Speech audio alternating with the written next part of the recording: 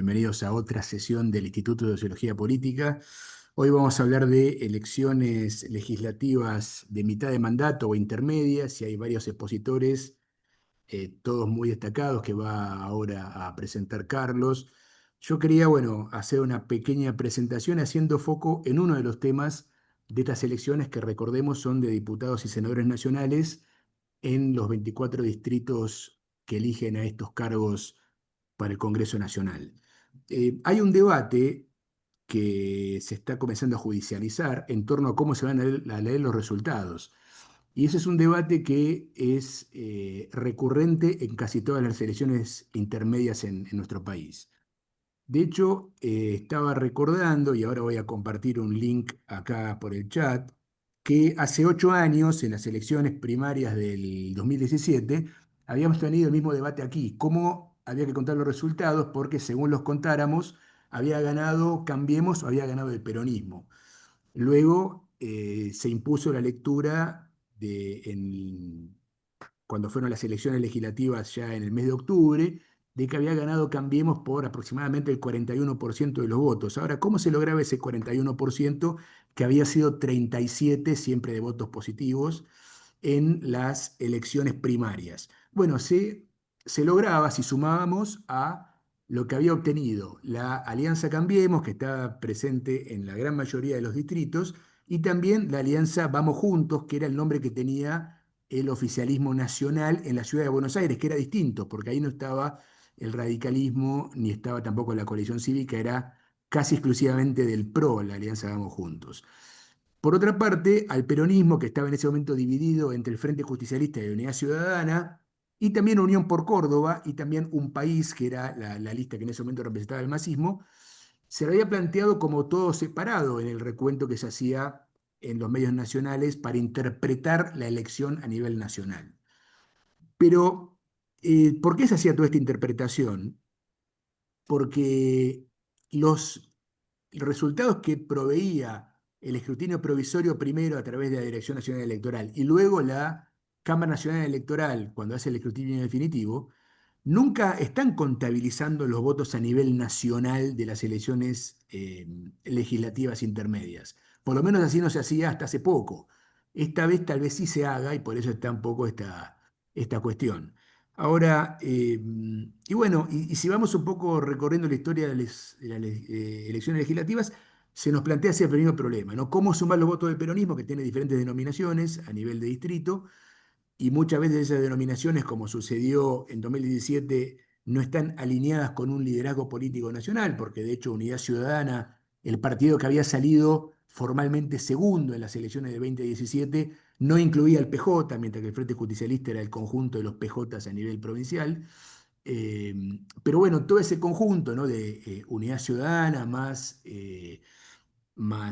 luego, bueno, obviamente el Frente Justicialista y luego el Frente Renovador, confluyeron después en un solo bloque y luego en una alianza electoral para el 2019. Por lo tanto, si hubiéramos mirado retrospectivamente, o mejor dicho, en aquel momento con prospectivamente, tal vez esa elección la ganó el peronismo. Pero bueno, estamos en la misma discusión, que en este caso va a ser fundamental, porque se ha puesto demasiado de la lupa, tal vez excesivamente, bueno, los expositores dirán qué opinan sobre el tema, en quién va a ganar las elecciones a nivel nacional por votos, más que por bancas o por cantidad de distritos que gana cada fuerza, porque bueno, hay una expectativa muy fuerte en torno a cuál es la situación del gobierno en una coyuntura muy compleja en términos de cómo está siendo observado, sobre todo por Estados Unidos, este tipo de desempeño en las elecciones, ¿no? Sobre todo después de estas declaraciones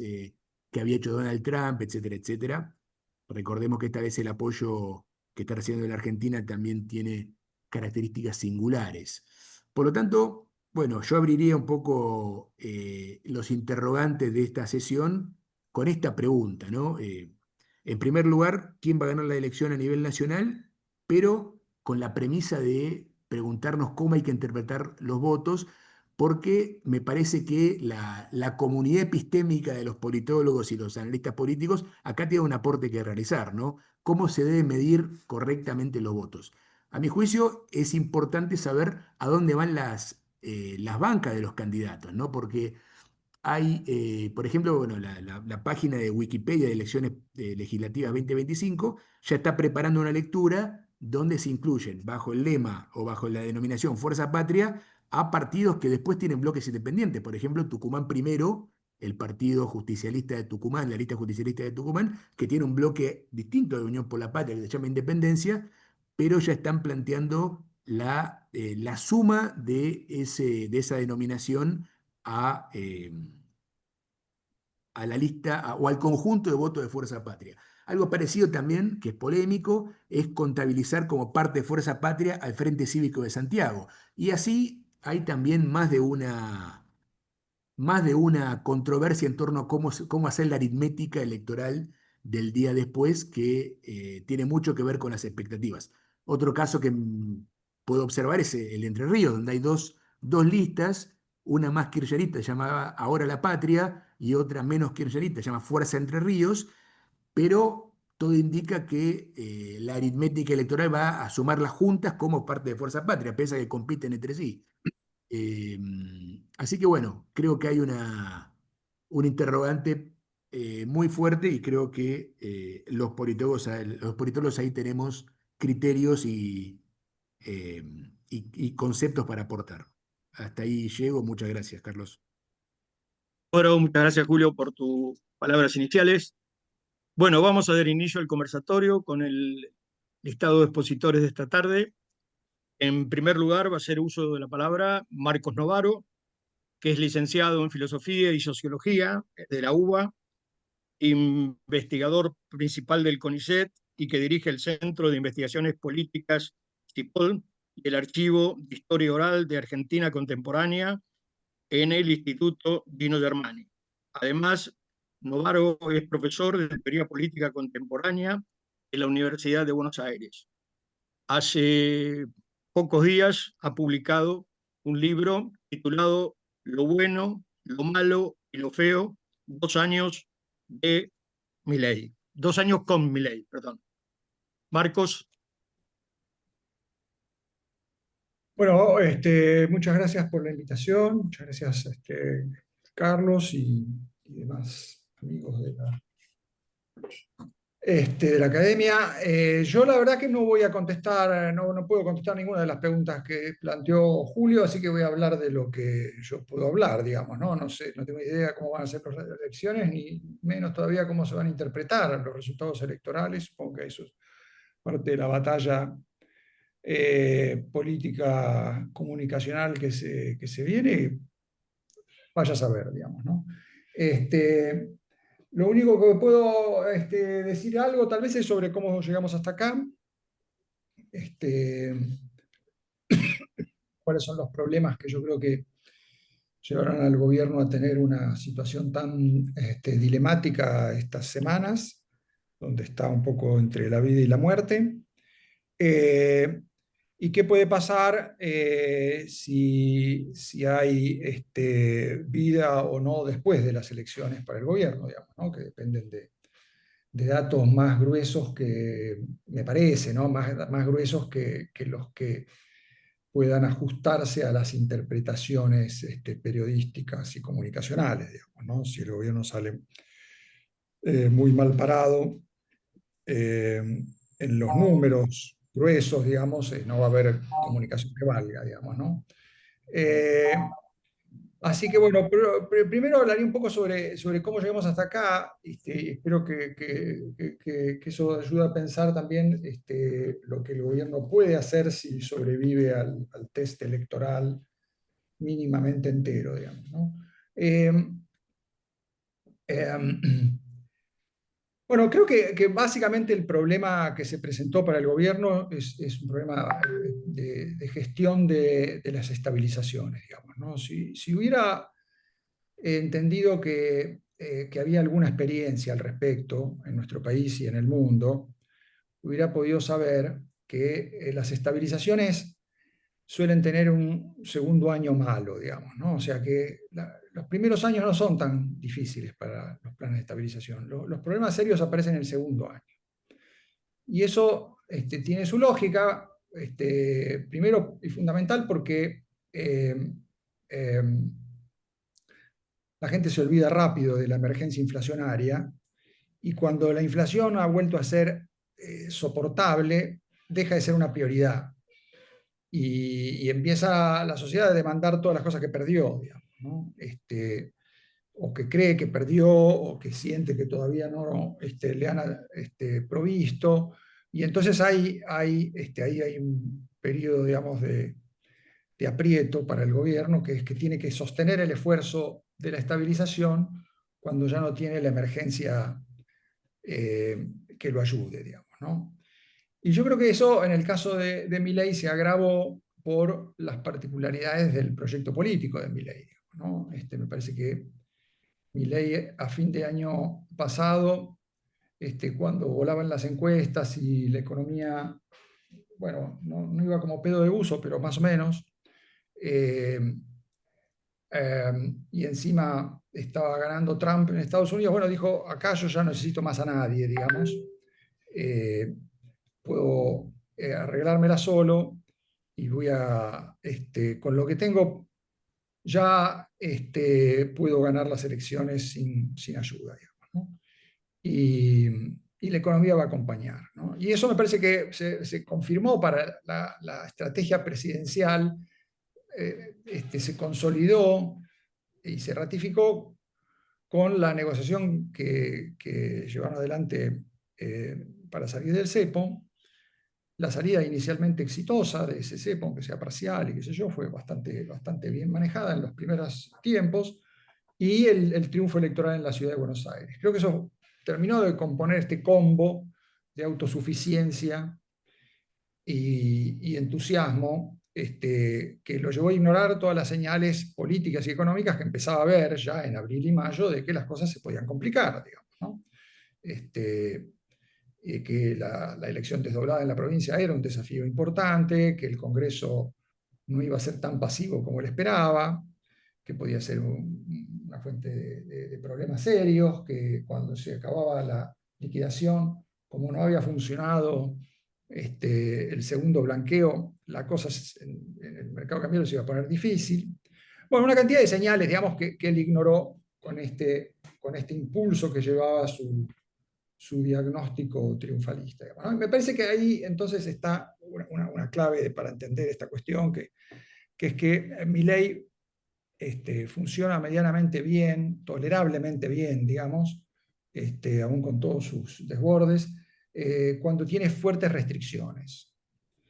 Cuando tiene más libertad de acción, la usa para meter la pata, digamos, ¿no? Y entonces me parece que eso permitiría esperar que, si el gobierno no naufraga en estas elecciones, la segunda parte de su mandato puede ser mejor que este año, digamos, ¿no? Tal vez más parecido al 2024, donde él logró operar con el Congreso, con las fuerzas moderadas e incluso con sectores del peronismo. Eso, digamos, para ser relativamente optimistas, digamos, ¿no? Entonces, hasta acá uno puede decir, bueno, finalmente la situación no ha llegado a mayores, ha encontrado una salida por el lado del sostén externo, ha apuntalado como pudo su campaña electoral, y si sobrevive, las cosas podrían no salir tan mal en lo que resta del mandato. Entonces, ahora me quisiera referir a estos dos escenarios posibles, digamos, ¿no? Que es que a pesar de todo el esfuerzo, igual sus listas colapsen y tenga un muy mal resultado, que sería sacar a nivel nacional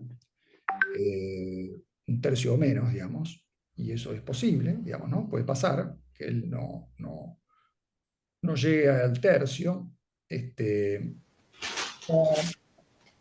y en ese caso, bueno, que el kirchnerismo resulte favorecido por una ola de hartazgo que no tiene, en gran medida también por el esfuerzo que ha hecho Milei por debilitarlo, no tiene otra expresión muy atractiva de oposición, digamos, ¿no? O sea, la absorción del PRO, la descomposición del radicalismo y la aparición muy germinal y no demasiado, por ahora, demasiado atractiva de Provincias Unidas, hace que, digamos, el electorado efectivamente pueda polarizarse mucho, digamos, ¿no? Y entonces el resultado electoral va a estar muy lejos de parecerse al de la primera vuelta de 2023, digamos, ¿no? No va a haber acá 3/3.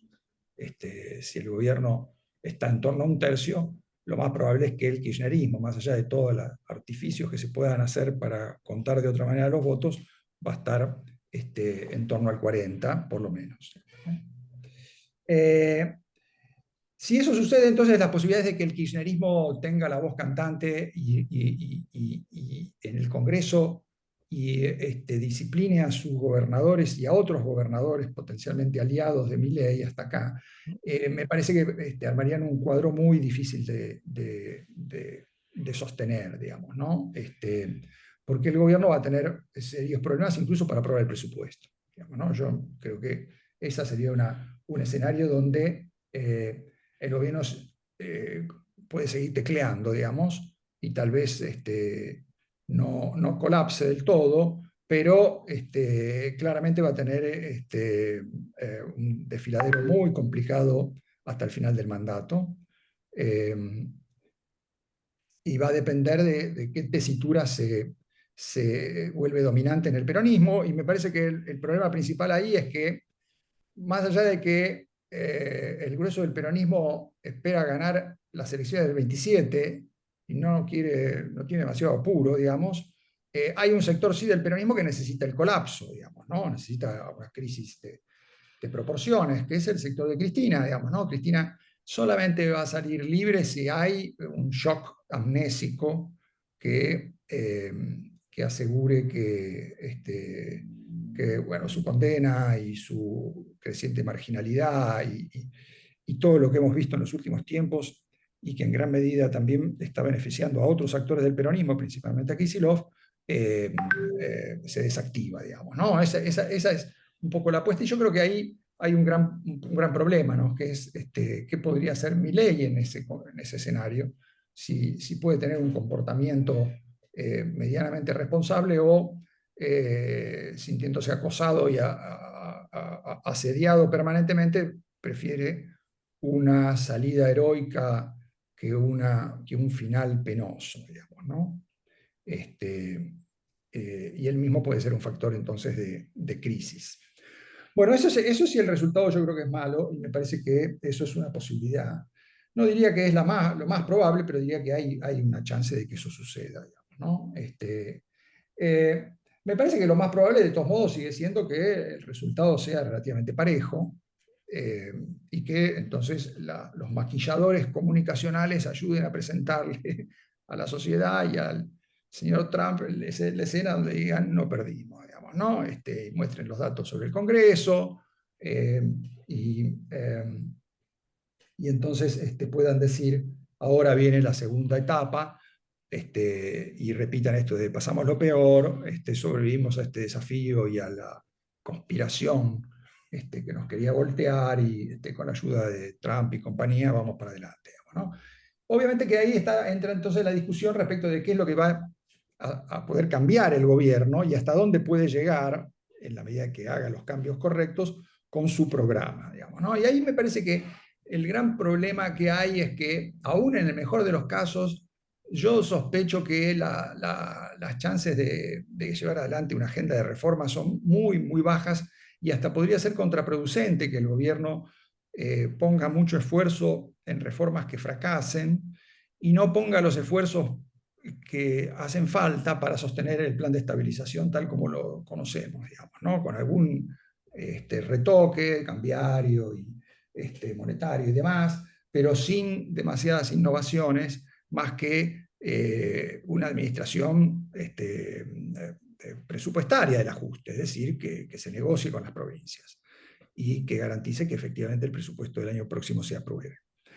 Eso me parece que sería lo más que se puede aspirar. Yo creo que si, digamos, el gobierno no es que hace mal en insistir con que va a acelerar su programa de reformas, y ya está hablando de que va a presentar la reforma laboral y que la reforma impositiva viene después, y que bueno, por suerte ya ni siquiera hablan de la reforma previsional, digamos, ¿no? Pero de todos modos, me parece que más allá de toda esa fraseología, digamos, que puede ser parte del esfuerzo por mostrarse todavía poderosos y activos y con iniciativa, la verdad es que me parece que la supervivencia del gobierno va a depender de una cuestión clave, que es que el propio gobierno facilite la formación de una oposición que ofrezca una alternativa no pendular, digamos, ¿no?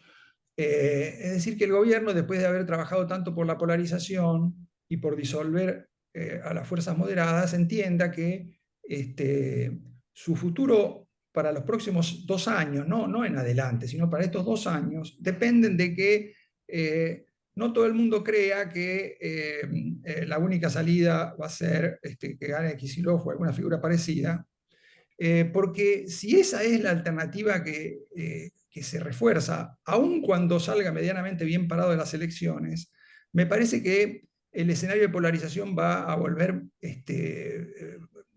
muy inviable su propia política de estabilización, digamos, ¿no? No hablemos de las reformas, hablemos estrictamente de controlar el valor de los bonos, digamos, ¿no? O sea, aun cuando vos asegures que va a haber compra de deuda, que los norteamericanos sigan poniendo plata, si la perspectiva que hay es que lo más probable es que en 2027 gane un tipo que es antisistema, en términos económicos por lo menos es claramente antisistema, y está diciendo, no voy a reconocer la deuda del fondo, porque es una deuda política, y Kicillof lo está diciendo abiertamente, obviamente que los bonos argentinos son bonos basura, digamos, ¿no? Los compre quien los compre, son basura. Eso no vale nada, digamos, ¿no? Y Kicillof se está asegurando de que eso sea así. Marcos, por favor, puedes hacer tu cierre porque ya nos hemos excedido en el tiempo. Perdón, yo pensé que estaba siendo breve, pero mira, perdón. Ahora, Son 20 minutos. Sí, no, pero termino ahí, digamos, ¿no? Yo creo que entonces el gobierno necesita competir con los moderados y los moderados necesitan competir con Milei, diferenciarse, pero los dos se necesitan mutuamente si quieren sobrevivir estos 2 años que vienen. Y eso depende de no agendar reformas que lo van a llevar a entrar en conflicto entre ellos y lo van a poner en aprieto frente al kirchnerismo que va a impugnar obviamente todo esto. Yo creo que por eso lo mejor que puede pasar es obviamente que se dé este empate técnico, pero sobre todo que el gobierno de una vez por todas, más allá de los cambios que realice en la gestión y en el gabinete, entienda las lógicas de la competencia que siempre existió en Argentina, que nunca fue una competencia totalmente polarizada. Eso es todo. Muchas gracias. Muchas gracias, Marco. Bueno, a continuación nos va a exponer Mara Pegoraro, que es politóloga por la UBA y ha realizado estudios en la Universidad de Salamanca, España. Es consultora y analista política, es profesora titular en la carrera de Ciencia Política de la UBA, coordinadora del Centro de Estudios para la Recuperación Argentina de la Facultad de Ciencias Económicas de la UBA y miembro de la red de politólogas No Sin Mujeres. Mara. Buenas tardes, Carlos. Buenas tardes a todos. Veo varios amigos y amigas conocidas. No voy a ir saludando uno a uno porque no tiene mucho sentido. Antes que nada, agradecerles la invitación. La verdad es que cuando pensé en la conversación de hoy y un poco con quién íbamos a compartir este conversatorio, traté de intuir hacia dónde podía ir Marcos, hacia dónde podía ir Carlos, Gervasoni y hacia dónde podía ir Facundo. Y voy a tratar, dado que me toca hablar de segunda, de no pisarme con algo que presumiblemente Carlos o Facundo puedan orientarse en esa línea. En relación a la pregunta orientadora de Julio, a mí me parece que hay un elemento clave que es hacia donde vamos y que no podemos dar la respuesta, que es las elecciones las va a ganar dependiendo cómo se cuente el resultado, pero no materialmente, ¿no? Digamos, y ahí hay una conversación, un poco siguiendo la línea de lo que planteaba Marcos, si la elección que tenemos por delante es una elección con una polarización efectiva o la polarización sigue siendo discursiva, que es si vamos a contar los votos de las fuerzas no kirchneristas como un triunfo sucedáneo del gobierno nacional, independientemente del número que la aritmética arroje efectivamente, o el nivel de apoyo que concite el gobierno.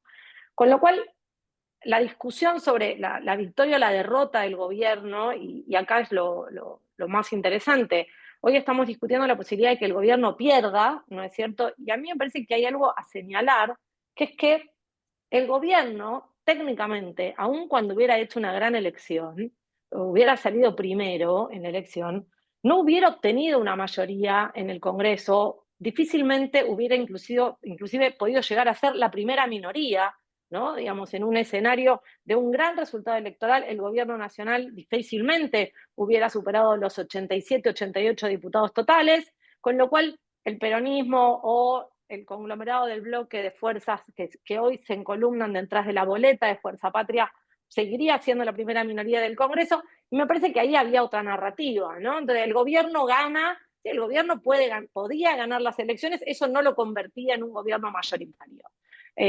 Con lo cual, me parece que la condición de la elección es que, más allá del resultado, el gobierno de Javier Milei nace como un gobierno minoritario, con votos prestados, gobierna como un gobierno estructuralmente minoritario, y lo que empieza a resquebrajarse es su construcción mayoritaria discursivamente, y empieza a perder resortes para gobernar como una supuesta mayoría. Me parece que ahí está el gran tema, ¿no? Digamos, el gobierno toma decisiones o construye una retórica con pretensión mayoritaria.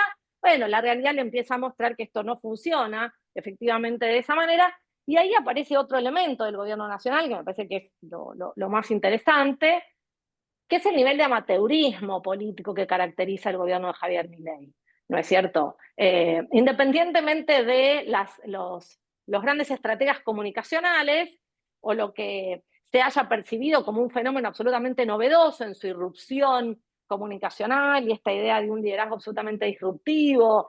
Y la Argentina ha tenido, yo en esto coincidí con Julio hace un tiempo, la Argentina ha sabido tener algún otro liderazgo eminentemente disruptivo y que fractura el sistema político argentino, y es el liderazgo de Perón originario, ¿no? Digamos, yo creo que Milei es lo más parecido, o se parecía bastante en su primera versión a lo que podía representar la aparición del primer Perón, sobre todo en la sensación de que la oposición no sabía muy bien cómo se comía este nuevo bicho, ¿no? Digamos, esta sensación, bueno, ¿qué es lo que estoy viendo? No tengo muy claro qué es lo que pasa, y me parece que en la elección actual hay otro elemento o hay otra elección a considerar, que es el peronismo en la vertiente que querramos encontrarle, y yo creo que esta es la gran pregunta que puede llegar a dejar esta elección, es si sigue sirviendo la caracterización de los ismos dentro del peronismo, ¿no? Digamos, o si efectivamente el kirchnerismo es una fractura decisiva en esa lógica, ¿no? Digamos, un poco esta idea de, bueno, el peronismo siempre va a encontrar y se va a construir sobre liderazgos que le puedan hacer de voceros. La pregunta es si después del kirchnerismo eso efectivamente es posible en el panperonismo, ¿no? Digamos, y yo creo que ahí hay algo a leer después del resultado. Lo segundo o lo tercero, me parece que tiene que ver en términos de la supervivencia política que el gobierno pueda tener. Insisto que la supervivencia política del gobierno, coincido con Marcos, hay un elemento donde el gobierno debiera intentar dialogar con los moderados, pero lo cierto es que la moderación difícilmente puede ser una oferta política electoral atractiva. Y acá hay dos elementos. Aun cuando no tengamos una elección de polos exactamente representados en términos equitativos, digamos, o de peso específico equitativo, la realidad es que nadie que se pare en el centro del espectro político tiene alguna chance de ser una oferta electoral atractiva. A tal punto es esto que Julio planteaba, digamos, cómo contar al Frente Cívico de Santiago, y refería a la elección del 2015, ¿no? Digamos, y yo me pregunto cómo contar a Provincias Unidas y a Ciudadanos Unidos. Digo, es el mismo armado político, pero llevan dos etiquetas distintas. Digo, y me parece que acá hay un escenario que va más allá de los politólogos. La elección está organizada para la confusión completa del electorado. ¿no? Digamos, me parece que hay una deliberación de la política, inclusive del oficialismo, de la casta en su conjunto, de vayamos a una elección a confundir al electorado. No sé, me cambian el instrumento de votación, este tiene una etiqueta, hay listas que llevan un candidato, otros llevan otro, una oferta electoral para senadores no presenta candidato a diputado, ¿no? Digamos, es como... Ahora, esa atomización o esa fragmentación no es nueva, es una fragmentación que ya viene de hace bastante tiempo, la Argentina arrastra fragmentación que se ve en el Congreso, pero a la vez, me parece importante decirlo, la literatura señala que la fragmentación política dentro de los espacios legislativos no necesariamente es nociva para la supervivencia del sistema político y para los resultados legislativos, ¿no? Digamos, Ernesto Calvo lo muestra muy bien. Congresos de relativa fragmentación con algunos niveles de disciplina partidaria logran mejores resultados legislativos que congresos mayoritarios. Y me parece que acá está el otro punto respecto de, vuelvo sobre el resultado de la elección, ¿qué es lo que vamos a leer? Si la Argentina siempre va a leer que si pierde el oficialismo, lo que hay es inminencia de crisis, y si gana el oficialismo, lo que hay es autoritarismo, bueno, probablemente haya algo en el medio de esas dos situaciones. ¿El gobierno tiene capacidad de diálogo con las fuerzas moderadas? No lo tengo tan claro, no tengo tan claro cuáles son las fuerzas efectivamente moderadas, más allá de, insisto, quienes pretendan pararse en el centro del espectro. Para que haya una moderación del sistema político, para que haya una moderación de la oferta, tiene que haber una moderación electoral, una moderación del electorado, y el electorado no parece estar muy interesado en términos de oferta electoral en la moderación, independientemente de lo que cada uno de nosotros escuche en la mesa de su casa, diciendo yo quiero la unidad y el diálogo. La realidad es que ni la unidad ni el diálogo son ofertas electorales atractivas. Lo último que me parece importante señalar, para no dar por muerto al gobierno, los politólogos en general nos apuramos a sentenciar éxitos y fracasos rotundos y después las elecciones y el ejercicio cotidiano nos dicen que estamos equivocados. Me parece que hay un dato no menor que no tiene que ver con la imagen del gobierno puntual o si caló hondo las denuncias del 3%, si la gente se desencantó de la política económica del gobierno, ¿no? Digamos, gran parte de los que estamos acá podemos tener alguna certeza de que esta película en algún punto económica ya la vimos, nada más que pasó un poquito más rápido, ¿no? Digamos, la pusieron en X2, pero me parece que hay un elemento no menor que es que uno empieza a notar en algún grado de solidificación del votante duro de Milei. Y me parece que eso sí es un dato a tener en cuenta en términos de si hay o no una reconfiguración de la oferta o del sistema de partidos en la Argentina y si Milei es el nuevo mascarón de proa de todo lo no peronista, kirchnerista y ese modo de entender o simplificar la política argentina. Nosotros lo que vemos es que cerca de 30% independiente, en algunos casos con un poco más, dependiendo del corte etario y el género, hemos cortado por género y edad, cerca de, dentro del 80% que podría estar dispuesto, el que eligió a Milei en las PASO y lo eligió en primera vuelta y lo eligió en segunda vuelta, cerca de ese 80%, cerca del 30% solidifica su preferencia respecto de Javier Milei, ¿no? Digamos, me parece que ahí hay algo a tener en cuenta que explica en parte la estrategia del gobierno nacional de poner al presidente al frente de la campaña, cosa que inicialmente no querían hacer, ¿no? Digamos, la elección de la ciudad de Buenos Aires y la sensación de que la habían ganado caminando hacía parecer que el gobierno no iba a plebiscitar la elección presidencial, no iba a plebiscitar la gestión del presidente, no iba a poner la cara de Milei. Bueno, el gobierno no escapa a la mayoría de las elecciones de medio término en el presidencialismo argentino y el presidente termina poniéndose al frente de la campaña. En esta idea, inclusive cuando uno lo mira en términos de comunicacionales muy simples, todo eslogan que aparece por radio termina con la voz de Milei, ¿no? Digamos, todo lo que ocurre por redes sociales, Milei es el enunciador, y me parece que ahí esa es una estrategia más defensiva que el gobierno tuvo que adoptar frente al descrédito creciente. Me parece, insisto, creo que hay 3 puntos a leer sobre esta elección. El gobierno con un resultado electoral mediocre, excelente o malo, sigue siendo un gobierno minoritario y eso no iba a cambiar. La aritmética electoral no permitía que eso cambiara y eso me parece que es lo más importante que los politólogos tenemos como responsabilidad es decir, pues si no, contribuimos a la confusión y a la construcción de un relato que es equivocado. En segundo lugar, no veo espacio para una oferta de centro que tenga la posibilidad de convocar a la ciudadanía hacia adelante. Y lo último, las elecciones de medio término predicen pésimamente elecciones presidenciales en términos de resultado, de oferta y de posibles candidatos electorales. Digo esto, digamos, poco felizmente tal vez, pero me parece que también tiene sentido mirar las elecciones en el contexto en el que efectivamente se disputan las elecciones. Por supuesto, hemos tenido elecciones legislativas que anticiparon crisis y colapso, ¿no? Digamos, basta ir al 14 de octubre del 2001 para pensar esa sensación.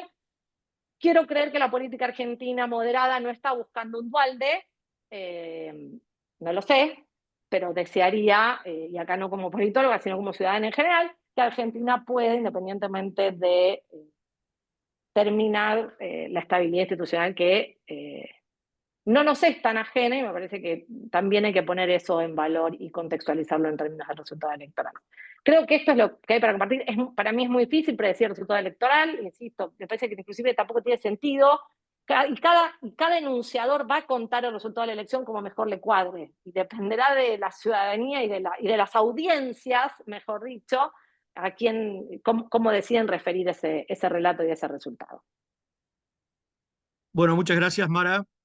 Seguidamente expone Facundo Cruz. Facundo es consultor y analista político, politólogo por la UADE, magíster en análisis de Derecho y Gestión Electoral por la UNSAM y doctor en Ciencia Política por la UNSAM.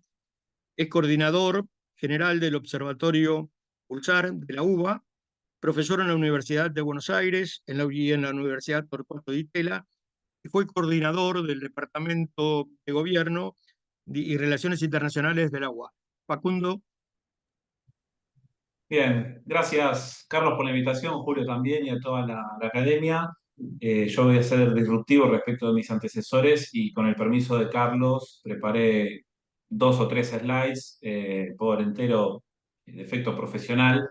Me cuesta hablar de estas cosas sin tener algún gráfico que acompañe, así que son sintéticos para poder cumplir con el tiempo que tenemos establecido. También me pone muy contento compartir espacio con amigos, amigas y colegas y debo anticipar que coincido en varias cosas con Mara, casi como si hubiera sido profesora mía y la que me ayudó a dar los primeros pasos en la disciplina, así que los efectos se ven. Y traje varios datos para... Eso y decirme vieja es más o menos lo mismo, pero te perdono. No, fui educado. Además, vos me diste clases muy joven y yo también muy joven, entonces ahora estamos más o menos parejos. Pero ya me desconcentraste ahora. Pero bueno, volviendo al punto, traje algunos datos para ver dónde estamos parados, cómo llegamos a este momento de la elección. Hay varios datos de encuestas dando vueltas, hay algunos con las que yo trabajo que les creo un poco más, que hay en estas últimas semanas están circulando un montón y lo podemos charlar después. Pero sí me parece bien hablar de un punto de partida inicial, de dónde está hoy el gobierno nacional, y después tratar de, con algunos datos que junté el otro día, que eso lo responsabilizo a Nicolás Terechuk, que me hizo una pregunta, no tenía los datos y los tuve que ir a juntar y los armé, para tratar de responder un poco esta idea de las lecturas del domingo, que me parece muy interesante la apertura que hizo Julio al respecto. Porque creo que, bueno, puede haber 3 lecturas, ¿no? Y que tiene también bastante que ver con el documento que recién compartió Julio, ¿no? Podemos tener 3 lecturas y hay 2 en donde el gobierno nacional puede decir, bueno, gané, comparado con la historia, porque el termómetro va a ser comparar con la historia, no comparar con las encuestas que van a estar circulando, si la pegaron o no. Entonces, en la comparación con la historia, el gobierno nacional puede decir que ganó, pero después creo que va a quedar bastante claro que va a seguir siendo un gobierno minoritario y me parece que ese es el juego que se va a empezar a construir desde el 27 de octubre hasta el 9 de diciembre, ¿no? Que asuman los nuevos diputados. Entonces va a haber como 2 partes de la elección del domingo y las 72 horas posteriores y la rosca posterior de cómo va a quedar el Congreso. ¿Cómo arrancamos? ¿Dónde estamos parados? Bueno, estamos parados con niveles de aprobación presidencial de un presidente que se parece bastante a un presidente anterior y ahora vamos a hacer esa comparativa. Lo que están viendo ustedes es la evolución de la aprobación presidencial de Javier Milei desde el 23, o sea, el diciembre del 23 hasta octubre del 25. Son los últimos estudios que publicaron. Todo esto es la tendencia de todos los estudios que son públicos con la pregunta respecto del grado de acuerdo, de aprobación o de positividad que tiene la gestión presidencial, la gestión del presidente o la aprobación presidencial, que son datos que relevamos desde el Observatorio Pulsar de la Universidad de Buenos Aires con un grupo de asistentes de investigación bastante nutridos. Monitoreamos 18 países y tenemos obviamente construida la serie temporal del presidente argentino, que hay bastante información y muy rica sobre esto. Lo que pueden ver es un presidente que arrancó en torno al 50% de aprobación y con el correr de los meses de su primer año de gobierno se mantuvo bastante estable. Ven que hay bastante poco cambio respecto del primer año de gobierno. De hecho, en momentos donde tuvo caídas, por ejemplo, marchas universitarias del año pasado, el inicio del conflicto con el sistema de pensiones y también de las jubilaciones, pero después recuperaciones sobre todo para lo que es el fin del año pasado. Cuando todo el comienzo de este año también está en torno al 50%, pero sí empieza a pasar algo a partir de marzo y abril, es que al presidente ya le cuesta romper el 50% de aprobación presidencial. ¿Y esto por qué es importante? Porque obviamente hay estudios que lo ubican por encima del 50% y estudios que lo ubican por debajo del 50%, que nosotros los incorporamos todos. Y la línea de tendencia tiene la observación de cada uno de estos estudios. No es un promedio, no es la construcción de un promedio, sino es el valor para cada uno de estos estudios, que después podemos conversar sobre cuáles son, los tenemos registrados. Ahora, a partir de abril se genera un quiebre. Se genera un quiebre en torno a la percepción de la gestión presidencial, en torno al presidente, y ya le cuesta estar por encima del 50%. Fíjense que la línea de tendencia no sube. Todos los estudios que estaban por encima del 50% empiezan a reportar valores por debajo del 50% y ya se ubica en torno al 40% como una tendencia. Y esto es algo bastante parecido a lo de Alberto Fernández. La línea de Alberto Fernández es un poco más rara, parece que está más esquizofrénica, por dos razones. Primero, porque la base de datos que nosotros tenemos en el programa comienza a relevar los datos o a juntar los datos en pandemia, porque esto era parte de un proyecto de investigación que trataba de monitorear a los presidentes en la gestión de la pandemia. Por eso no tenemos de diciembre a febrero para Alberto Fernández. La intención es construirlo acá en adelante, pero quería poner el punto de comparación inicial para que las escalas horizontales sean iguales. Para Alberto Fernández arranca muy arriba, este es el momento emperador, el inicio de la pandemia, 80% de aprobación, todo el sistema político alineado, todos de acuerdo con las medidas. En el momento empieza a estabilizarse en torno al 50%, tiene más alzas y bajas que Javier Milei, es menos estable en este sentido para todos los estudios, pero también llegamos en un momento que es acá, julio, agosto, que es antes de las elecciones de mitad de mandato, que es cuando aparece la foto de Olivos. Y ahí al presidente Alberto Fernández ya le cuesta superar el 50%. En ese momento, y yo recuerdo de varias conversaciones, fue difícil dilucidar el efecto de la foto de Olivos, que terminó siendo determinante. Aparecían muchos focus group después para las elecciones del 23. La fiesta de Olivos, eso era un valor bastante negativo para el gobierno, sobre todo para Sergio Massa, candidato a presidente. Pero en ese momento hubo un efecto que fue, bueno, que el presidente se ubicara por debajo del 50% y rondando 35-40%. Bueno, el momento en el cual aparece el escándalo español y la Agencia Nacional de Discapacidad para el gobierno nacional actual, es el mismo momento en el que aparece la foto de Olivos. Yo con esto no estoy diciendo que el resultado de la elección del domingo sea el mismo, pero sí ambos presidentes se encuentran en un lugar bastante similar. Por ahí con Alberto con números más bajos en algunos reportes que los que tiene Javier Milei, pero los dos llegan a la elección a su evaluación, al plebiscito de su gestión, que termina siendo la elección intermedia, casi en el mismo lugar, un lugar bastante parejo. Ahora bien, yendo para el punto y lo que planteaba Julio respecto de cómo leer el resultado del domingo y qué relato construir sobre eso. Yo le decía, hay tres formas de hacerlo.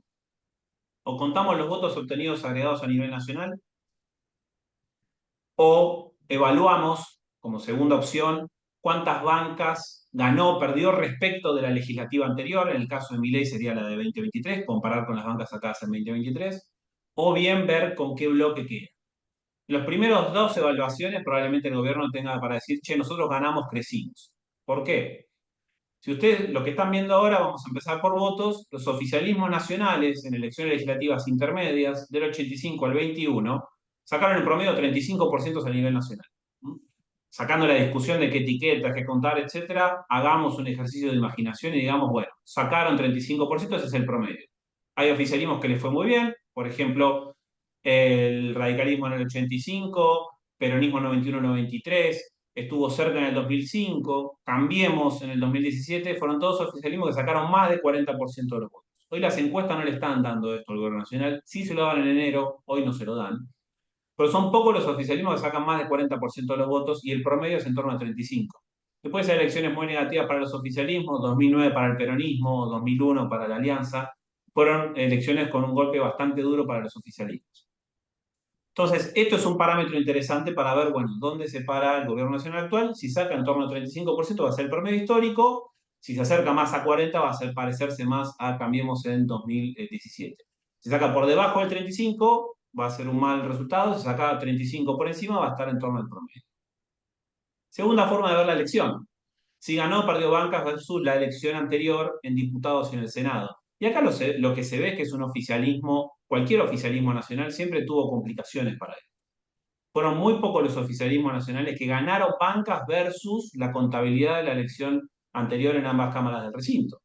Solo lo hizo la UCR en el 85, el PJ en el 93. En el 91 el PJ hizo una elección bastante decente, como vimos antes, pero perdió bancas respecto a la elección del 89. Y le ocurrió también al peronismo en el 2000, acá el chat me lo tapa, 2005, que ganó bancas en el Senado versus la elección anterior. Después, si no, todos los oficialismos perdieron versus la elección legislativa que se votó junto con la presidencial. La única excepción es Cambiemos, que ganó en ambas cámaras, es el único oficialismo que ganó en las dos cámaras desde que el Senado se elige de manera directa. Esta sí va a ser una foto positiva para la Libertad Avanza porque pone en juego 8 bancas en Cámara de Diputados, ninguna en el Senado, y va a crecer en Cámara de Diputados y va a crecer en el Senado, con lo cual la Libertad Avanza 2025 versus la Libertad Avanza 2023 va a ganar bancas en ambos recintos. Esto va a ser posiblemente una imagen de victoria. Acá yendo al punto que marcaba Mara, y con esto ya cierro para darle espacio a Carlos y después, en última instancia, abrir el debate. ¿Cómo va a quedar el bloque? Esto es algo que probablemente va a estar viendo bastante el Círculo Rojo, los gobernadores, los actores que han contribuido en el primer año con el gobierno nacional, para ver qué tan cerca se llega a la línea punteada, qué tan cerca va a estar de ese 50% de la Cámara de Diputados. Creo que con los valores que estamos viendo, si saca en torno al 35% de los votos, sacará poco más de 50 bancas, pero estará alejada de las 60. Si saca más cerca del 40% de los votos, va a sacar 60 bancas o más, con lo cual va posiblemente a llegar a su tercio propio puro, a los 87 héroes violetas, y no tenga que conseguir ningún héroe prestado, pero va a estar lejos de la mitad de la Cámara de Diputados. Va a necesitar otros aliados. Entonces, no hay manera de que llegue a un 50% violeta. Lo que están viendo acá, aclaro, es la columna de cada oficialismo para cada elección intermedia, sus legisladores propios. No son ningunos aliados circunstanciales, sino que es el bloque propio puro que tiene cada uno. Con lo cual va a estar lejos de esta línea punteada. Esa columna probablemente se acerque al tercio, no al 40%, con lo cual vamos a tener un gobierno que como bloque propio va a ser y va a seguir siendo minoritario porque el punto de partida es bastante atrasado y lo mismo le pasa en el Senado. Ahora, ¿cómo se puede matizar un poco también esto en términos de relato? Bueno, en términos históricos, a los oficialismos también le ha costado mantener ese bloque mayoritario en la Cámara.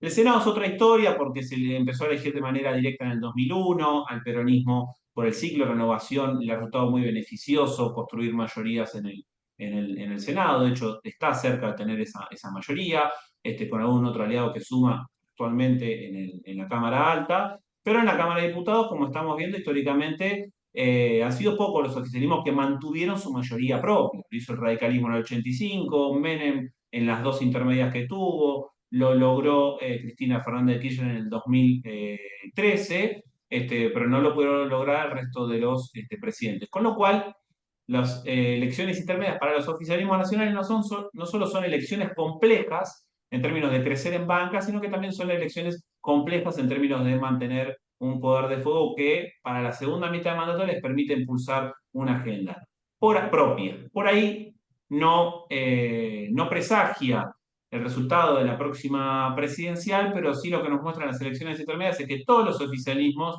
tienen que darse vuelta y negociar con la oposición. A veces con mucha oposición, a veces con poca oposición, pero siempre para la segunda mitad de mandato e impulsar las reformas necesitan acudir a legisladores de otros espacios políticos y ahí creo que vamos a tener bastante novedades entre el 27 y el 9 de diciembre. Esto era un poco lo que tenía preparado, después de última podemos continuar la discusión. Perdón, Carlos, si me extendí más de la cuenta, pero traté de ser lo más sintético posible. Gracias. Bueno, muchas gracias, Facundo. Para cerrar la ronda de expositores, en último lugar, va a hablar Carlos Gervasoni, que es politólogo, máster en ciencia política por la Universidad de Stanford y doctor en ciencia política por la Universidad de Notre Dame, director del Departamento de Ciencia Política y Estudios Internacionales de la Universidad Torcuato Di Tella, donde está a cargo de la medición del índice de confianza en el gobierno. Carlos es profesor e investigador de la Universidad Torcuato Di Tella. Carlos. Bueno, ¿qué tal, Carlos? ¿Me escuchás bien? Sí, perfecto. Bueno, bárbaro. Pido disculpas primero, pues estoy en un lugar un poquito incómodo. Estamos acá varios colegas en un evento de la Fundación Adenauer, así que me prestaron una pequeña sala y una conexión a internet para tratar de hacer esto lo más cómodo posible. Espero que se me escuche bien. Bueno, un gusto compartir este panel con Mara, con Marcos, con Facundo. Con vos, Carlos, Julio, y gracias a la Academia por la invitación. Muy rápidamente, tengo la suerte de hablar último porque uno puede adaptar mejor lo que va a decir. Como dijo Mara, creo que nos vamos a complementar bastante bien. Yo quiero, primero voy a contestar, no lo tenía planeado, pero contestar rápidamente algo sobre lo que nos planteó Julio al principio. Yo creo que el cálculo de alguna forma es imposible, lógicamente imposible, porque el cálculo de quién gana y cuánto saca cada uno, ¿no? Lógicamente imposible porque el sistema de partidos argentinos se ha hecho tan permisivo en términos de que vos podés llamarte como quieras, aliarte con quien quieras, con diferentes alianzas en diferentes provincias, con diferentes nombres, con diferentes aliados, cambiar de elección a elección. Después formar tu bloque separado aunque te hayan elegido por el mismo partido. Casi ningún país del mundo tiene eso, ¿no? Y los que venimos escribiendo sobre partidos políticos notamos que esto casi que se está agudizando, ¿no? Entonces, tomo un par de ejemplos, ¿no? Para que me entiendan bien lo que quiero decir. La Libertad Avanza va con el PRO en Cava y en la provincia de Buenos Aires, va con la UCR de Cornejo en Mendoza, va solo, no sé, en Córdoba y Santa Fe. En algunos lados va solamente con diputados propios, en otros mete, no sé, la segunda diputada en Mendoza es radical, no es la Libertad Avanza. Hay legisladores que no sabemos cómo contarlos, ¿no? Si van como Libertad Avanza, PRO. Fuerza Patria. Bueno, el PJ de Córdoba no es Fuerza Patria, ¿no? Indudablemente, sociológicamente no es. El Frente Cívico de Santiago del Estero, que no es peronismo, sí es Fuerza Patria. En muchos sentidos sí es Fuerza Patria. ¿Qué es Sanz en Salta? Bueno, algún tipo de peronismo, pero que no es Fuerza Patria. El PJ de Tucumán, uno diría que sí, pero tiene un bloque de diputados propio.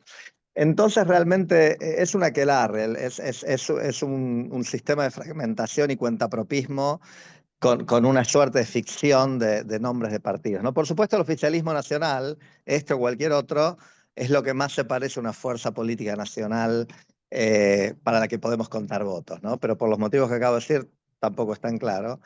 Con lo cual, creo que las diferentes formas que hay de hacer un total nacional de los 24 resultados del domingo son bastante legítimas y algunas pueden ser, si quieren, obviamente sesgadas, hasta truchas, pero hay muchas legítimas que arrojarían resultados bastante diferentes. Así que yo, de hecho, me viene bien esta pregunta, aunque no la respondo quizás con la contundencia que Julio hubiera querido, para anticipar un punto que quiero hacer, que es que a mí no me parece tan importante qué porcentaje de votos saque la Libertad Avanza el domingo. O sea, si está dentro del rango que estamos todos considerando, digamos, yo voy a decir algo así como entre 30 y 40% de los votos, creo que lo más importante es la reacción del gobierno nacional, mucho más que cuántos legisladores saquen. Y ahora quiero elaborar ese punto, ¿no? Pero quiero simplemente, retomando un punto que hizo Marcos rápidamente, decir que acá hubo una suerte de crónica de una muerte anunciada, ¿no? Marcos y yo en enero estábamos dando una charla para embajadores, me acuerdo, vos te acordarás, Marcos, y todos, el ICG de la Ditela estaba altísimo para un gobierno al final de su primer año, todo le salía bien, había pasado buena parte de su agenda legislativa sin tener legisladores, la Libertad Avanza, y era un gobierno de una fragilidad que uno no podía creer que en ese momento estuvieran jugando con fuego con cosas como el hijo, por ejemplo, ¿no? Que después lo mandaron por decreto al Senado, ¿no? Y la esencia de lo que yo dije en ese momento es muy difícil que esto llegue así hasta octubre, porque son un gobierno súper débil, que ya pasaron el periodo de luna de miel. Estamos en Argentina y en Argentina siempre hay escándalos de corrupción, siempre hay corridas contra el dólar, siempre hay un shock externo y dos de esas tres pasaron, ¿no? Los escándalos de corrupción y la corrida contra el dólar. Contra el peso en realidad, ¿no? Y entonces, y después vino, después empezó a haber algo que mencionó creo que Mara, bueno, cuando la suerte se te acaba se empieza a ver también el amateurismo, ¿no? Entonces es un gobierno que en parte creo que por eso los argentinos lo eligieron, un gobierno de gente que no hacía política antes, y haber hecho política antes no te garantiza nada, porque Alberto Fernández, Cristina y Massa habían hecho mucha política y ese gobierno fue totalmente disfuncional, ¿no? Más allá del desastre macroeconómico que legó, políticamente fue un gobierno muy disfuncional, ¿no? Entonces, pero bueno, si aparte te falta experiencia, bueno, más fácil que metas la pata. Bueno, y ahí vino Davos, vino Libra, vino el rechazo del hijo en el Senado, después el mal manejo, el triunfo en Buenos Aires, que fue un momento de... Y después el mal manejo del tema de las LEFI, el tema de Andis, el tema comprar campeón dólar, y el tema expert, y bueno, y varios otros me voy a estar olvidando, error tras error tras error.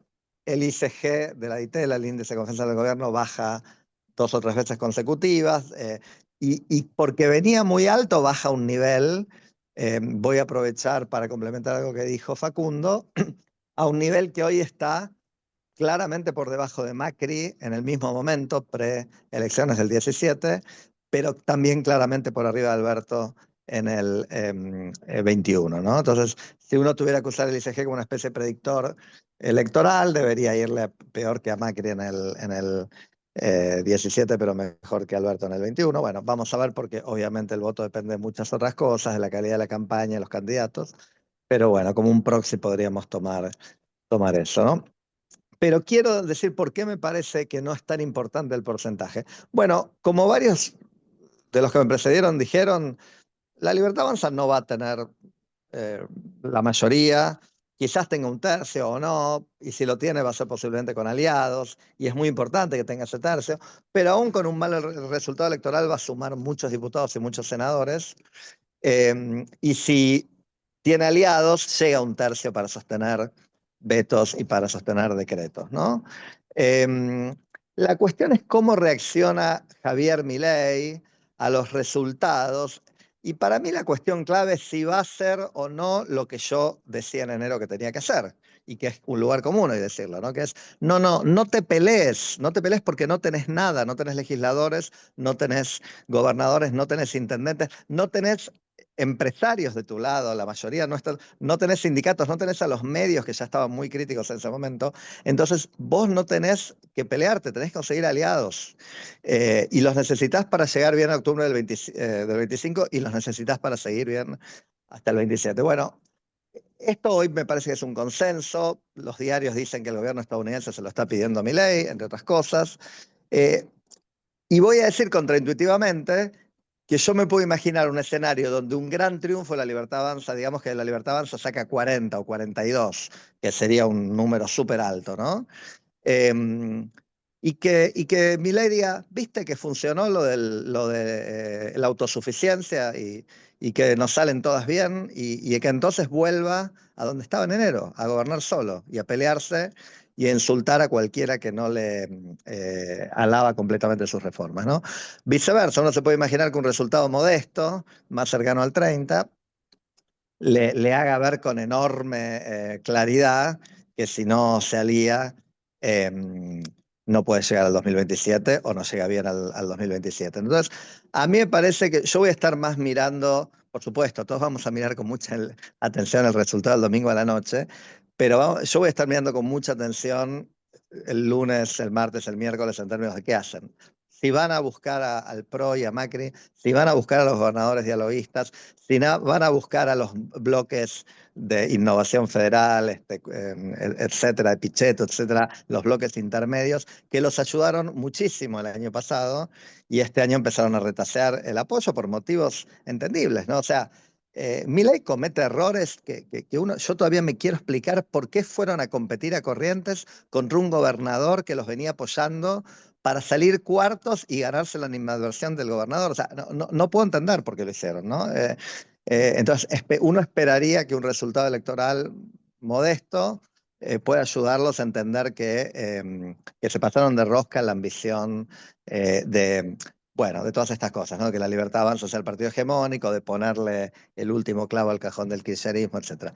La segunda cosa que voy a estar mirando con mucha atención es no lo que saque la Libertad Avanza, sino quién saca el resto. O sea, el resto, el 60 y pico % de los votos que no saque la Libertad Avanza.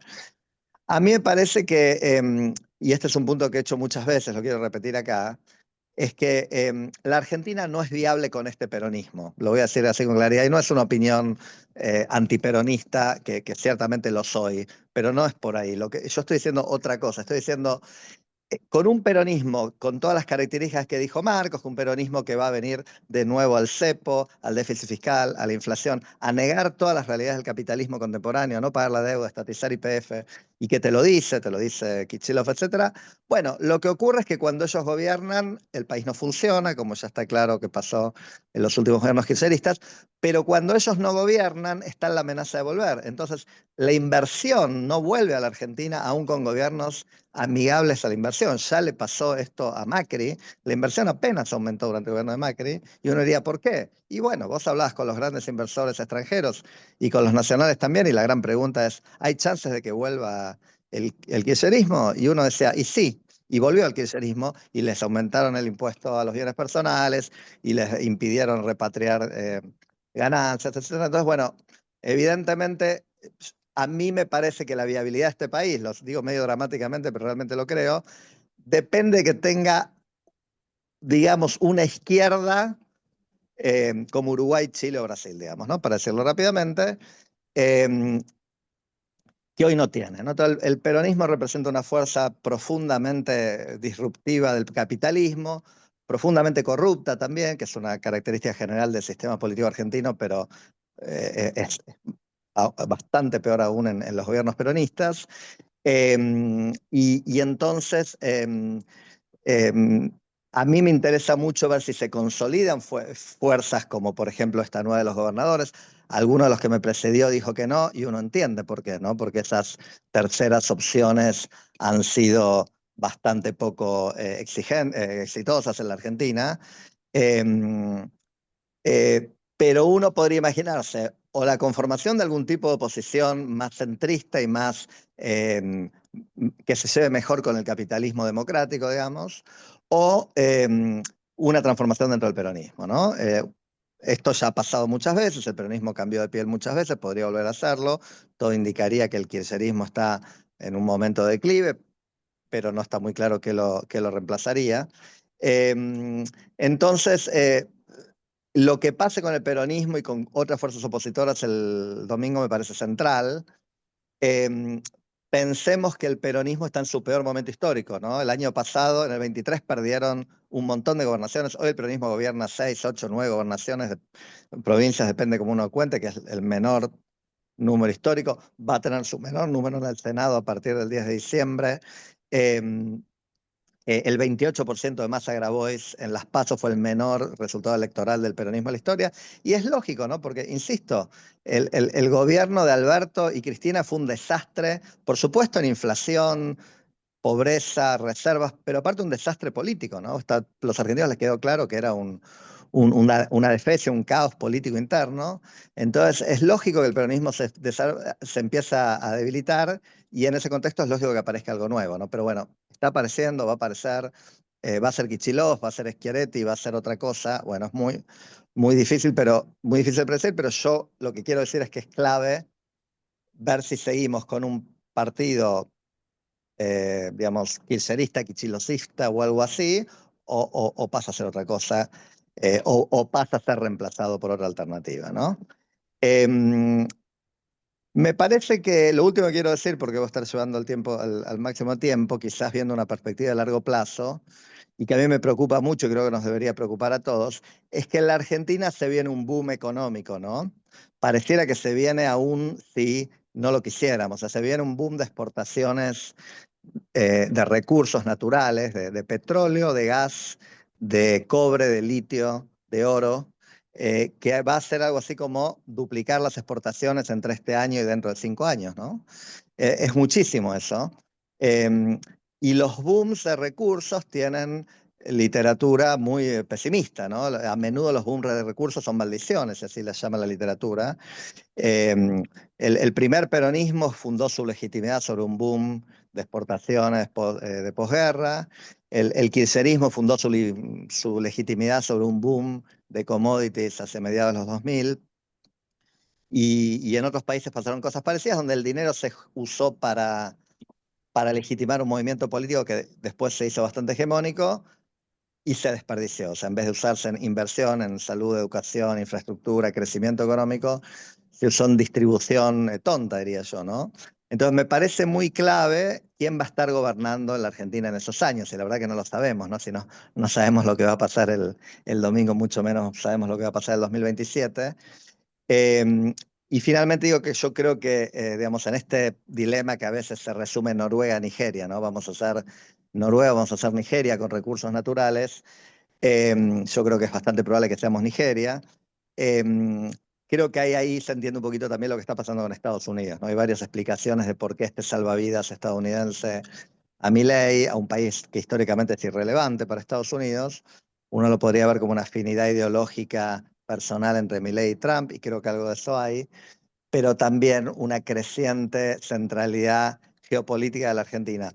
Por la competencia con China y la importancia del Atlántico Sur, Chile y Argentina pasan a ser muy centrales por el control de los pasos entre la Antártida y el continente, pero también por los recursos naturales que la Argentina podría empezar a proveer en cantidades realmente importantes a partir del año que viene. Entonces, cierro diciendo, personalmente me preocupa y creo que va a haber una coyuntura crítica central en el año 2027 porque corremos un riesgo muy grave de repetir el ciclo de Perón 46, Néstor 2005-2006, o Venezuela en varios momentos de su historia, o México 76-82, donde tener un boom de recursos termina eh, empeorando la política y empeorando la economía, ¿no?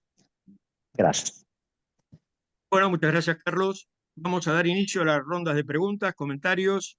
Por favor, quien quiera hacer alguna pregunta, o los expositores, algún intercambio de opiniones.